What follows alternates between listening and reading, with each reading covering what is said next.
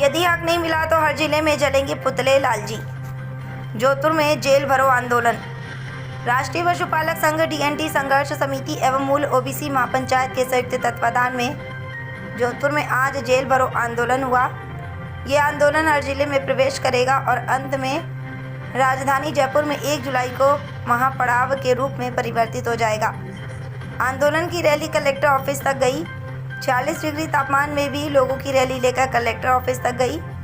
अपना आक्रोश दिखाने के लिए मुख्यमंत्री का पुतला भी जलाया गया। उसके बाद प्रतिनिधिमंडल ने मुख्यमंत्री के नाम से कलेक्टर को ज्ञापन दिया।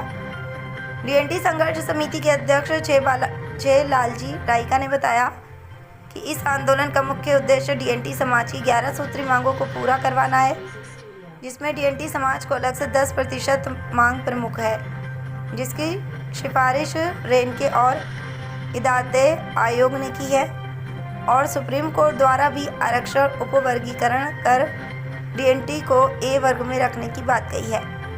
इसके अतिरिक्त डीएनटी समाज को 10% राजनीतिक भागीदारी, आवास पट्टे और ज़मीन की व्यवस्था, शिक्षा और मांगे की गई। राजस्थान में डीएनटी की जनसंख्या 15% है, अर्थात 1.23 करोड़। उन्होंने सरकार से 3 मांगे रखी।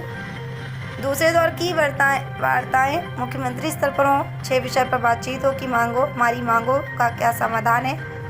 5 दिसंबर को ही पहले दौर की वार्ताओं में हम अपनी मांगों और समस्याओं के बारे में प्रेजेंटेशन कर चुके हैं।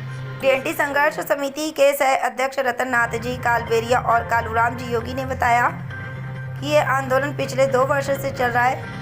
बालराई पाली में महापड़ाव के बाद सरकार से वार्ता हुई और सरकार ने 3 माह का समय मांगा, लेकिन 5 महीने गुजर जाने के बाद भी सरकार वार्ता के लिए वापस नहीं आई।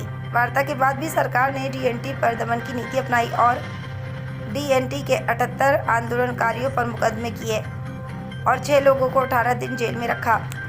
इसलिए ये ओबीसी, वंचित एसटी और वंचित एससी वर्गीय जेल में आ जाता है ताकि सरकार अपनी दमनकारी इच्छा को पूरा कर सके। राजस्थान से आशीष पुरोहित की रिपोर्ट।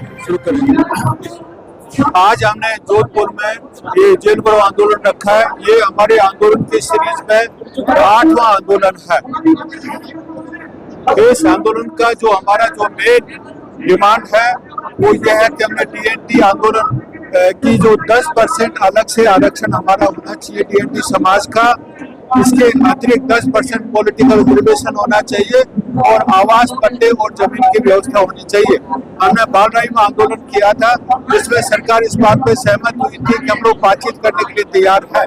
बालराई में उन्होंने बातचीत की 5 दिसंबर को, जिसमें हमने प्रेजेंटेशन दिया। उसमें सब मुद्दों पे सरकार ने बोला कि बात आपकी सही है और 3 महीने हमें दीजिए, लेकिन 3 महीने जाने के बावजूद भी आज 5 महीने गुजर गए, सरकार वार्ता के लिए वापस नहीं आई है।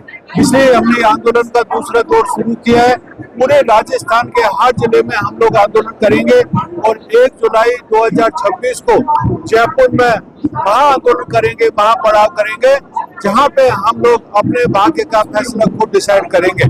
दूसरी हमारी मांग ये है, क्योंकि अभी हमारे साथ में जो बाकी समाज भी आ रहे हैं, जैसे वंचित ओबीसी समाज आ रहा है, वंचित एससी समाज, वंचित एसटी समाज, और उन सबको मिला के हमने एक दोस्त मॉडल बनाया है। D for DNT, O for वंचित ओबीसी, एस फॉर वंचित एससी और टी फॉर वंचित एसटी। इन सभी वंचित समाजों की एक ही मांग है कि आरक्षण का उपवर्गीकरण होना चाहिए, सब क्लासिफिकेशन ऑफ रिजर्वेशन। उसका मतलब यह है कि अभी एक ब्लॉक में आरक्षण है, जैसे ओबीसी में 21% सब लोग आते हैं, उससे कमजोर जातियों को कुछ नहीं मिलता है। सुप्रीम कोर्ट ने बोला है कि ए बी सी होना चाहिए, ए में डीएनटी आना चाहिए, बी में कामगार ग्रुप आना चाहिए और सी में कृषक और भूस्वामी ग्रुप आना चाहिए। ऐसे 2024 में सुप्रीम कोर्ट ने डिसीजन दिया कि वह एससी आरक्षण का भी उपवर्गीकरण होना चाहिए, तभी सब लोगों को लाभ मिलेगा, तभी उनको शिक्षा, राजनीति में हिस्सा और रोजगार की सुविधाएं मिलेगी। तो 2 प्रमुख मांगे हैं। हम 150 समाजों को अभी जोड़ने का कोशिश कर रहे हैं और जयपुर पहुंचते पहुंचते कम से कम 100 समाज होंगे। जयपुर में 1 जुलाई से पहले यदि सरकार ने आरक्षण, उपवर्गीकरण और डीएनटी की मांगों को नहीं मांगा तो हम लोग जयपुर जाकर डिसाइड करेंगे ये सारे समाज किस दिशा में जाएंगे। और एक और बात मैं बोलना चाहता हूँ, यदि पंचायत इलेक्शन से पहले, कहने का मतलब 1 जुलाई से पहले यदि आरक्षण, उपवर्गीकरण और डीएनटी की मांगों के ऊपर सरकार एग्री नहीं होती है तो हम लोग बीजेपी का भी बायकॉट करेंगे, कांग्रेस का भी बायकॉट करेंगे, क्योंकि बीजेपी ने हमारे हक नहीं दिए, कांग्रेस ने हमारी आवाज नहीं उठाई और हम लोग आने वाले पंचायत इलेक्शनों में साझा उम्मीदवार खड़ा करेंगे। मेरे साथी रतन नाथ जी आपको आगे बताएं।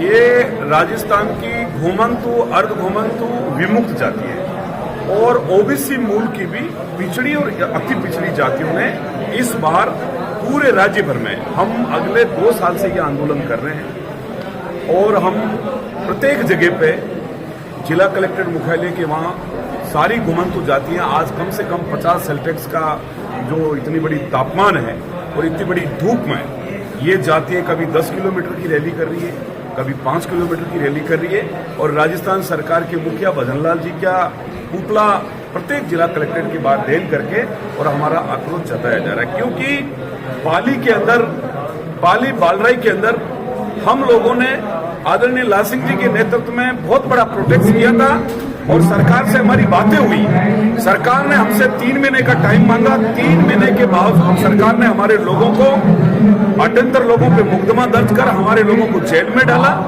और हमारे लोग हाईकोर्ट से उनको जमानत से रिहाई मिली। तो सरकार हमारे पर दमन नीति कर रही है और मैं ये कहना चाहता हूं, जब इस देश में राजा महाराजों की शाही चलती थी तभी भी हमारे पे अत्याचार हुआ।